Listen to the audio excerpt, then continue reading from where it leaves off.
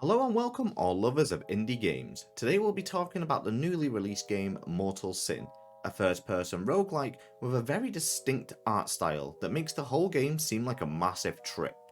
Now, as always, let's jump straight into the review, as we'll be talking about the story, gameplay, graphics, and what I thought about the whole game.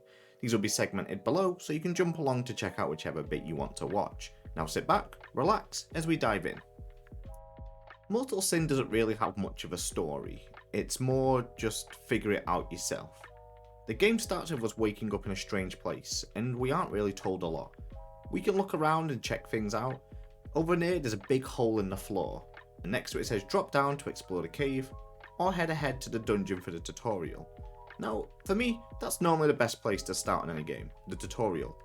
The game at this point gives us prompts like Dark Souls on the floor with how to play the game, which I really like as it just got you into the action really fast. You don't have to understand every single control, it's just here's what attack is, here's what dodge is, here's what block is, here's what kick is, because there's no jump, there's kick.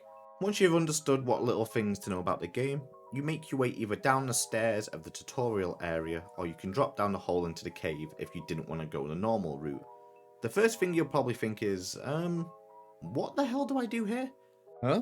Very good question, as that's exactly what I thought as I made my way around the first few floors, just killing and dropping down whenever I found an exit. But it's all very logical if you stop to look for a moment, but we'll get to that very soon.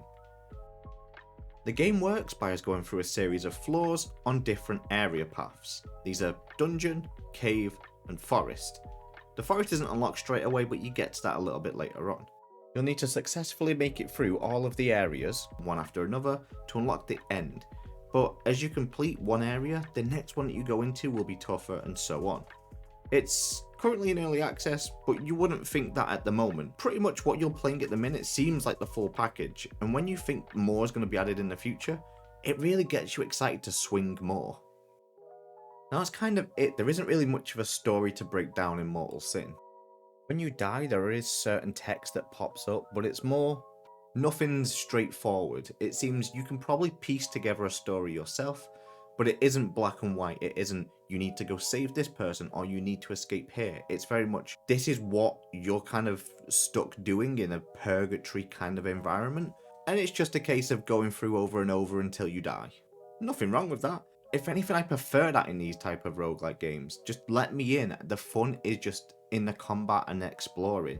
Sometimes story doesn't need to be so in depth that you feel like you need to break down every aspect of a game. Now let's talk about all the cool gameplay mechanics that they've added into the game so far. Like I say, early access, so take that with a pinch of salt, but really this isn't a pinch of salt, this is a whole mountain of salt with all the cool things that you can do. When you enter a new area, you'll see underneath your feet a red line. That, if followed, will take us to the switch on the floor that you need to stand on. This is how we unlock the exit to the next areas. It can be really easy to miss because unless you are looking down, you're just kind of walking around aimlessly killing everything. Each area has its own unique layout and enemies that you'll need to become accustomed to. And like I said earlier, the further in the run you get, the more difficult it becomes. Each enemy will do more damage, it'll be more aggressive, there'll be more of them as you go floor to floor. It's just like a normal roguelike at that point. Combat just feels fresh, even though the game looks like it's straight out of the 90s. At the start of a run you get to pick a class. These classes get unlocked each time that you play the game pretty much. The more you play, the more classes that get unlocked. So there's the replayability side of the game if you want to try and unlock every single class that they have available at this point. Each class has certain pros and cons, but a lot of them are just for fun.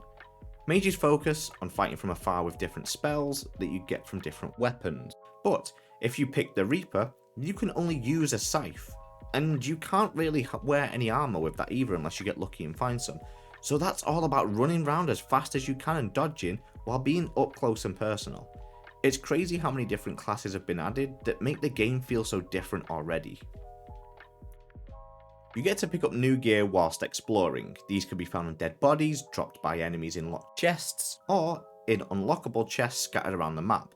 You can carry 2 weapons at once, and the best part is that if you find a new one that's worse than the one that you're carrying, you can sell it instead of just leaving it on the floor. It's a win-win, as the weapon is happy, it's not going to rust away, and you get a bit of gold in your back pocket.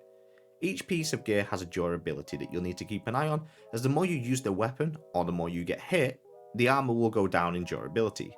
You can use the blue potions at the bottom right to repair them, so always keep an eye on those bars because if it breaks, it's gone, you can't fix it then. When you die, it doesn't really feel like you've not been successful or you need to stop playing. Instead, the game gives you such an adrenaline rush that you just want to jump into the next one straight away, and then see if you can make it all the way through to the end. FYI, I died a lot, and I'm sure you will too, but it just gives you that kind of lust for completion. You want to get to the end, you want to see what this game has to offer. I mean, you've been watching this far, so you've had a great look at the graphics. Tell me in the comments what you think, but as for me, it's a thing of beauty. You think that your eyes might get a little strained when there's a lot going on, or you might not be able to fully know where to look and focus, but that doesn't happen here. I was just taken back by how stunning everything was, and nothing seemed out of place to me. Everything's very clear. The traps are bright red, so you know where not to stand or what to dodge, and on the other side loot is light blue, so it's easy to know what's good and what's bad. Chests are very distinctive and easy to see instead of running past them, and enemies are clear when they're running at you. Everything just works so well together in this weird 90s acid trip. This whole game has been made by one person. It's a single dev, and that just amazes me. So much love and effort has been poured in, and you can definitely tell when playing Mortal Sin. I can't wait to see the future of this game, as I know with each update it'll bring me back for more with a big smile on my face. Thank you so much for watching everyone, I hope you enjoyed this crazy game, and I'll catch you all in the next one. Bye bye!